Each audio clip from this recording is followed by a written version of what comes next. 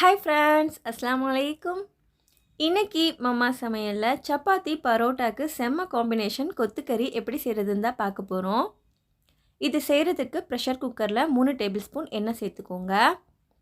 எண்ணெய் நல்லா சூடானதும் இதோட 3 பல்லாரி வெங்காயம் நல்லா ஃபைனாக கட் பண்ணிக்கோங்க.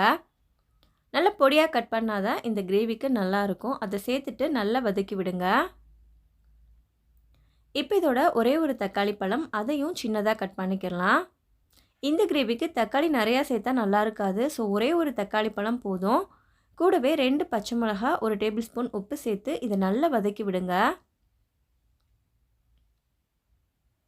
வெங்காயமும் தக்காளியும் நல்லா வதங்கினதும் இது கூட 1.5 டேபிள் ஸ்பூன் இஞ்சி பூண்டு விழுது சேர்த்துக்கலாம். இப்போ இதோட பச்சை வாசனை போகிற அளவுக்கு மறுபடியும் இதை ஒரு 2 நிமிஷத்துக்கு நல்லா வதக்கி விடுங்க.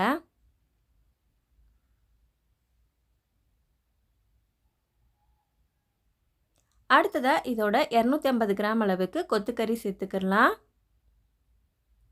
ஸோ கடையிலேயே நம்ம கொத்தி கேட்டோம்னா இந்த மாதிரி நல்லா கொத்தி தருவாங்க. அதை சேர்த்துட்டு அதையும் நல்லா வதக்கி விடுங்க.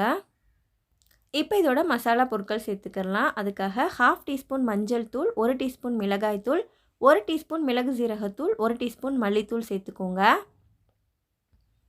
சேர்த்துட்டு நல்லா வதக்கி விட்டுட்டு மறுபடியும் இதோட 1 டீஸ்பூன் கரம் மசாலா தூள் சேர்த்துக்கோங்க. சேர்த்துட்டு இதையும் நல்லா மிக்ஸ் பண்ணி விட்டுட்டு இதோட 3/4 கப் அளவுக்கு தண்ணி சேர்த்துக்கோங்க.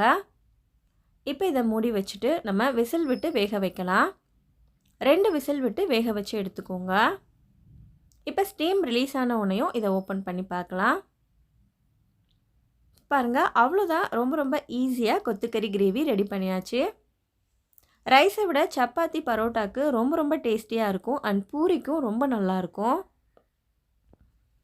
இந்த ரெசிபி நீங்களும் ட்ரை பண்ணி பாருங்கள். இந்த வீடியோ உங்களுக்கு பிடிச்சிருந்தால் லைக் பண்ணுங்கள் அண்ட் இதே மாதிரி வீடியோஸ் உங்களுக்கு பிடிக்கும்னா நம்ம சேனலை சப்ஸ்கிரைப் பண்ணி வச்சுக்கோங்க. நம்ம அடுத்த ஒரு சூப்பரான வீடியோவில் பார்க்கலாம். பை.